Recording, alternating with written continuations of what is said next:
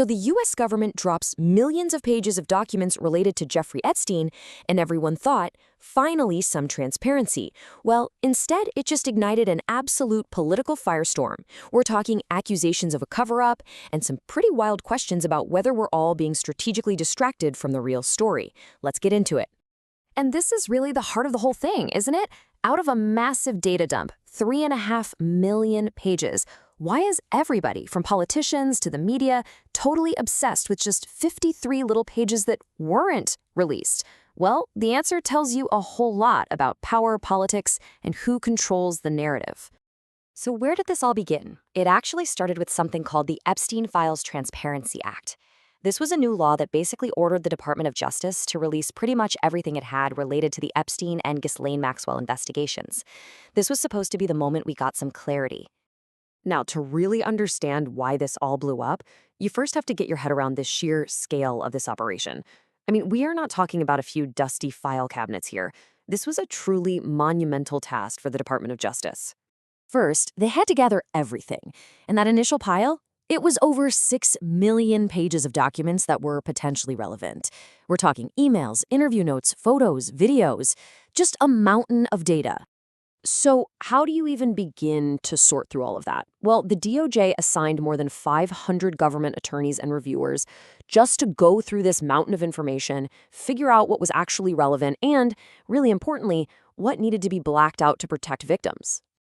After all that sifting, getting rid of duplicates, stuff that wasn't responsive, the final number of pages they released to the public came out to nearly 3.5 million. It was this unprecedented move, all in the name of bringing secrets to light. But the law was clear. Not everything could be made public. And it's so important to understand this part. The law itself had rules about what could be held back.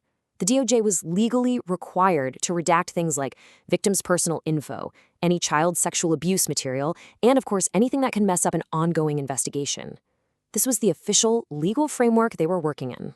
But almost the second these files dropped, that official framework got thrown out the window. The conversation immediately shifted from the millions of pages we did get to the few that we didn't. And that's when accusations of a politically motivated cover-up started flying. And then this bombshell dropped. An investigation by NPR found that there were specific documents that were cataloged inside the DOJ's own system that were just missing from the public database. They existed, but they weren't released. So what exactly was in those 53 missing pages? Well, according to the reporting, they were FBI interviews and notes about a woman who had accused then-President Trump of sexual abuse. Apparently, the FBI interviewed her 4 separate times, but only the first interview, the one that doesn't even mention Trump, was made public. The other 3, gone. You can imagine this discovery just poured gasoline on the political fire. You had Democrats like Representative Ted Lieu here basically saying this is all a political diversion. He's arguing that Republicans are making a big deal about the Clintons to distract from what he calls highly disturbing allegations against Donald Trump. And this is where you really see the whole thing split right down party lines. It became ammunition in a political war. On one side, you have Democrats furious at the DOJ over these missing Trump-related files, and on the other, you have Republicans on the House Oversight Committee laser-focused on hauling in Bill and Hillary Clinton to testify under oath about their own ties to Epstein. With all this political chaos happening at home, some analysts started to zoom out and ask a really provocative question. Could all of this be connected? Is this huge domestic scandal actually being used as a smokescreen for something else? Or, maybe, is it the thing being covered up by even bigger events on the world stage?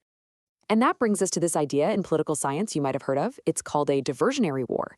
It's the theory that a leader who's in trouble at home might start a conflict somewhere else just to change the subject. As The Guardian put it so well, it's an attempt to drown out domestic scandal with the thunder of cruise missiles. Okay, now check out this timeline, because this is where things get really interesting. The Epstein files drop at the end of January. A month later, right as the political pressure is ramping up with the Clinton depositions, what happens? The U.S. suddenly kicks off a military campaign against Iran. And at the exact same time, a huge trade dispute blows up with Canada, our closest ally. Then, just as those crises are dominating the news, the story of the missing Trump files finally breaks. The timing is something else. So the theory goes like this. These huge foreign policy moves were no accident. The timing was strategic. It was all designed to hijack the news cycle, to pull the entire country's attention away from this explosive scandal at home and get everyone focused on conflicts abroad. It's a pretty unsettling way to look at it, but it's a compelling one. So what's the big takeaway here? Where does all this leave us? Well, this whole episode, from the giant data dump to all the political back and forth and these global crises, it really shines a light on a fundamental problem we face today. And it really all boils down to this final question. In a political war like this, when information gets released, does it actually help us understand the truth? Does it lead to accountability? Or does it just become another weapon for each side to bash the other with, while the real truth gets lost somewhere in the crossfire? It's definitely something to think about.